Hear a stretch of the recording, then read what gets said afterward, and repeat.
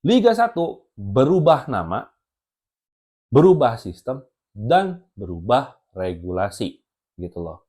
Jadi ini adalah 4 poin yang akan dirubah oleh PT LIB dengan hasil RUPS tadi malam ya. Apakah bisa berdampak lebih baik atau malah sama-sama aja? Yuk kita bahas, dan ini Jurnal Bola.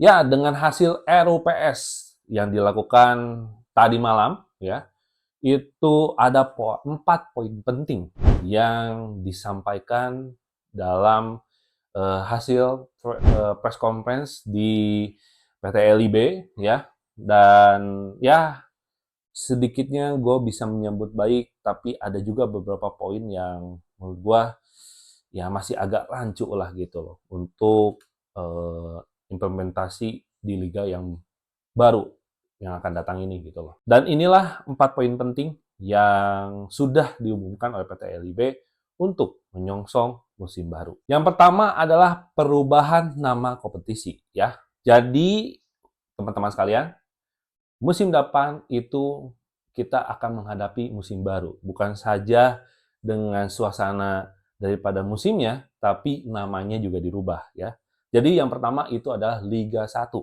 Itu berubah menjadi Super League gitu ya. Jadi mungkin akan kembali ke nama zaman Liga Indonesia sebelumnya, yaitu Indonesia Super League atau ISL mungkin ya. Dan Liga 2 itu berubah nama menjadi Championship ya. Nanti mungkin namanya jadi Pegadaian Championship League gitu ya. Ya, apapun itulah, nanti sponsornya bisa berubah atau enggak kan. Intinya namanya berubah, Liga 1 itu menjadi Super League, dan yang Liga 2 itu berubah menjadi Championship. Dan apa dampaknya untuk kedepannya? Ya sebenarnya mau namanya apapun juga, kalau memang sistem dan regulasinya nggak banyak yang dirubah secara positif, ya sama-sama aja ya. Tapi harapan gue sebenarnya adalah ya dengan perubahan nama ini, ya mudah-mudahan liga kita bisa lebih baik secara regulasi, terus juga sistem, dan juga kualitas, itu yang paling penting. Dan yang kedua adalah perubahan nama operator liga. Jadi PT LIB itu berubah nama menjadi E-League atau Indonesia League ya. Indonesia League atau E-League, I-League. Ya intinya namanya sudah berubah, jadi nggak berbau nama PT lagi gitu ya. PT Liga Indonesia Baru jadi berubah E-League atau Indonesian League. Gue agak kagok yang ngomongnya.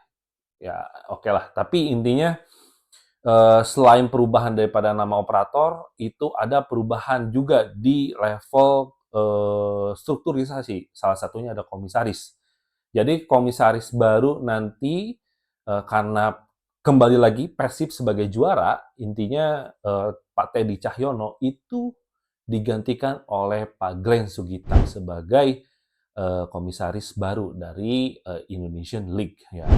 Tujuannya apa ya? Tujuannya ya pasti jauh lebih baik lagi. Dan kita tahu track record-nya Pak Glenn Sugita adalah eh, membawa perubahan besar terhadap Persib Bandung dari tahun ke tahun ya. Jadi ya pada akhirnya kenapa Persib bisa sampai ke sustain seperti ini, itu salah satu perannya adalah Pak Glenn Sugita gitu loh. Ya ini orang yang di atas Teddy Cahyono sebenarnya dulu gitu loh. Tapi ya gue surprise juga Pak Glenn mau jadi komisaris PT LIB, dan pasti akan mengundurkan diri dari direktur utama Persib gitu ya. Dan ya gue menyambut baik, tapi ya pasti nanti berubah ini lagi ya, jadi berubah penyebutan lagi, jadi papa komisaris nanti. Papa komisaris Persib. Sorry, papa komisaris Indonesian League gitu ya. Jadi Persib itu nanti jadi anak papa komisaris. Ya pasti nanti ejekannya kayak gitulah, sama kayak Pak Ferry Paulus kan.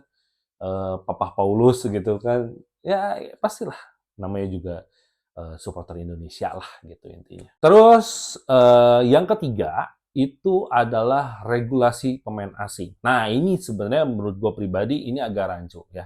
Jadi klub-klub Super League ini itu diperbolehkan untuk mendaftarkan 11 pemain dari negara manapun, itu bebas ya. Jadi kayak 31 atau 41, 51 atau 71 itu udah nggak ada lagi sebenarnya.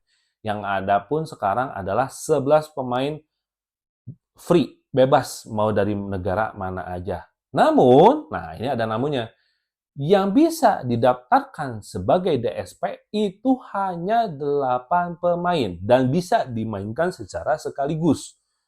Nah, sisa 3 pemain ini kemana? Kan jadi pertanyaan. Ya kalau nggak didaftarkan alias dia dibawa ke lapangan, ya paling duduk di bench gitu loh. Nah, ini bisa menjadi rancu atau plus minus ya. Plusnya adalah untuk regulasi ini sangat menguntungkan untuk klub-klub yang bermain di Eropa. Sorry, di Asia. Kok di Eropa sih? Di Asia. Kenapa menguntungkan? Karena udah pasti akan menambah kekuatan baru untuk klub-klub yang bermain di Asia, salah satunya Persib dan juga Dewa United. Ini jadi sebenarnya Indonesian League ini membuat regulasi seperti ini adalah bentuk dukungan mereka terhadap klub-klub yang bermain di Asia gitu loh. Jadi ya itu plusnya gitu ya. Tapi minusnya apa? Minusnya pasti banyak ya. Banyak klub-klub yang juga nggak mampu untuk meng-hire 11 pemain. Kenapa? Karena baik lagi masalah cuan ya. Kita tahu bahwa klub-klub di Indonesia itu nggak banyak lah klub-klub yang bisa sustain atau klub-klub yang bisa mengolah keuangannya dengan baik gitu. Karena baik lagi minimnya supporter, terus juga apa pemasukan dan segala macam gitu ya. Bahkan ada juga klub yang kaya tapi ternyata jadi nggak sanggup lagi untuk ngurus klubnya. Nah, ini sebenarnya akan bisa jadi bumerang juga untuk klub-klub kecil gitu. Tapi kan ya baik saran gua ya untuk klub-klub yang istilahnya keuangannya belum baik gitu ya. Kalau bisa regulasi 11 pemain ini jangan dimainkan, jangan diambil aja gitu. Lebih baik 8 pemain asing itu sudah menurut gua lebih dari cukup gitu loh ya. Istilahnya 8 pemain asing aja masih banyak yang nunggak gaji gitu, apalagi ini 11 gitu loh. Kalau kayak klub seperti Persib Bandung, Dewa United, terus juga Bali, terus mungkin Borneo gitu ya, atau gua optimis gitu. Persija gimana? Nah itu Persija juga masih PR. Bukan berarti gua mengecilkan Persija ya, tapi ya apa adanya, pernah telat gaji gitu loh. Nah ini maupun sekarang manajemennya sedang diperbaiki. Intinya ya ini bisa jadi bumerang untuk klub-klub kecil, tapi bisa jadi keuntungan untuk klub-klub yang bermain di Asia gitu loh. Jadi ya harapan gue regulasi pemain asing ini bisa apa ya? Bisa di-manage dengan baik oleh klub-klub yang masih dalam tahap berjuang gitu loh. Dan apa ya? eh, Pasti klub-klub kecil itu pasti kan ada dorongan juga dari para supporters. Oh masa klub-klub lain bisa 11 asing kok kita enggak? Nah ini juga menjadi kalau nggak dilakuin ya fans akan marah gitu loh. Tapi kalau dilakuin gitu kan, itu pasti mikir juga klubnya gitu loh. Gajinya dari mana dan lain segala macam. Ya intinya mudah-mudahan ini nggak jadi bumerang lah gitu, harapan gue pribadi. Terus yang terakhir, yang keempat, itu adalah klub-klub Super League. Ya, itu harus punya regulasi pemain muda alias wajib mendaftarkan 5 pemain U23 atau kelahiran 2003 ya. Dengan satu diantaranya wajib bermain satu babak alias 45 menit. Apakah ini akan menjadi ini gue agak rancu sedikit sebetulnya. Karena kalau kayak gitu berarti kan ini kan yang direkrut 5, tapi yang bisa kasih kesempatan satu babak itu adalah 5 pemain ya. Bagus karena memang eh, pemain-pemain muda itu harus diberi jam terbang. Tapi gue tuh kayak gimana ya?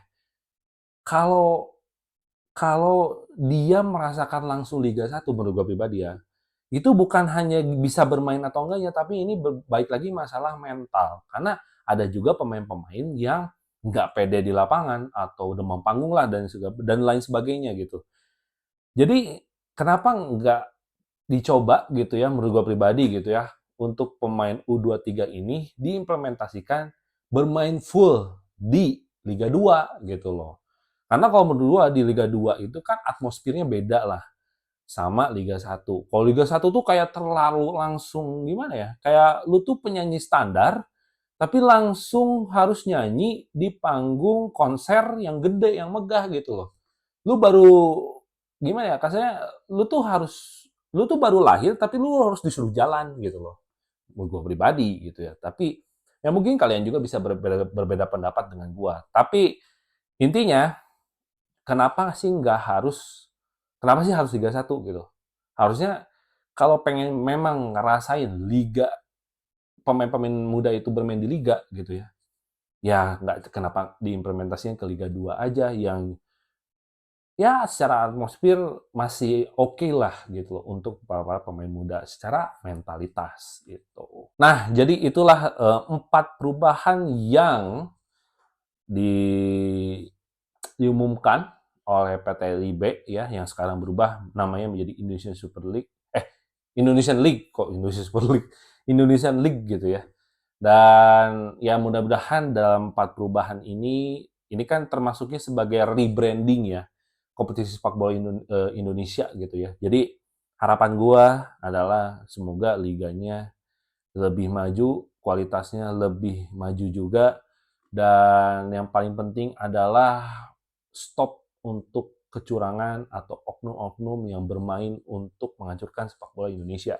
Itu harapan gua sebenarnya karena kita itu sudah berapa kali gitu ya melewati fase-fase di mana keterpurukan gitu loh. Ya harapan gua dengan PSSI yang sekarang dengan Indonesian League yang sekarang itu bisa saling berkesinambungan untuk menjaga stabilitas atau sustainnya sepak bola Indonesia. Dan harapan gua yang paling besar adalah supaya semua klub-klub Indonesia itu juga bisa kompetitif, bukan saja masalah strategi atau taktik gitu ya, tapi secara manajerial maupun secara sistem.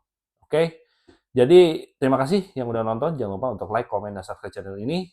Ya, semoga eh, liga kita jauh lebih maju dan tulis di kolom komentar bagaimana pendapat kalian tentang rebranding kompetisi sepak bola nasional Indonesia ini. Oke, see you next time.